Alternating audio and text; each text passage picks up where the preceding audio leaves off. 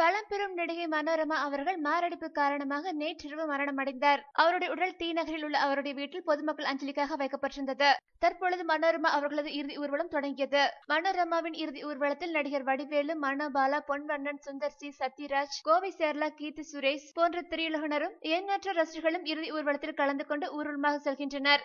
மயிலாப்பூரில் உள்ள சுடுகாட்டில் பாரம்பரிய முறைப்படி அவரது உடல் தகனம் செய்யப்பட உள்ளது. மேலும் சினிமா செய்திகளை உடனுக்குடன் தெரிந்து கொள்ள கீழே உள்ள சப்ஸ்கிரைப் பட்டனை அழுத்தவும்.